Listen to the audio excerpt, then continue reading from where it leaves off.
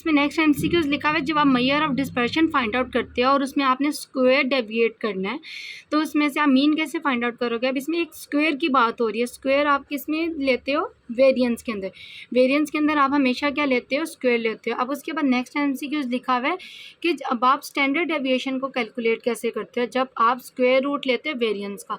मतलब कि ये जो दो टर्म्स है ना, वेरिएंस और स्टैंडर्ड डेविएशन, ये एक दूसरे के क्या है, टोटली सेम ही है, बस एक में स्क्वायर आप फाइंड आउट कर रहे हो और दूसरे में स्क्वायर रूट कर रहे हो।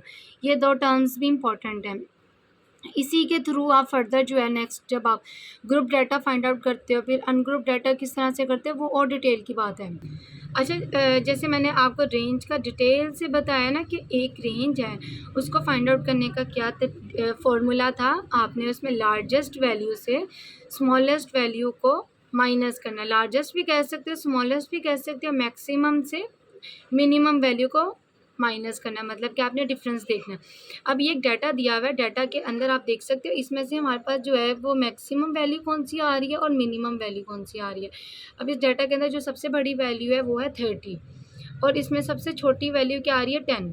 अब आप 30 में से 10 का डिफरेंस लोगे, 30 में से माइनस करोगे 10 को, तो जो हमारे पास आंसर आएगा 20। ठीक है, बी इज़ करेक्ट। अच्छा, जब हम डिफरेंस फाइंड आउट करते हैं ना वेरिएंस का, वेरिएंस क्या चीज़, स्क्वायर का।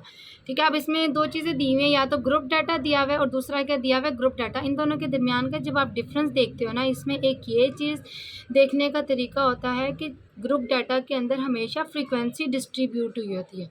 ठीक है, लेकिन जो अनग्रुप डाटा है उसके अंदर फ्रीक्वेंसी नहीं दी गई होती।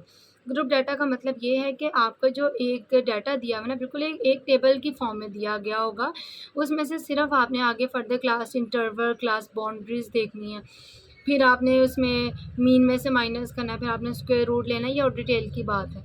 फिर अनग्रुप डाटा के अंदर क्या होता है, डाटा आपको टेबल की फॉर्म में नहीं दिया गया होता, ना कि उसमें आपने फ्रीक्वेंसी फाइंड आउट करनी होती है।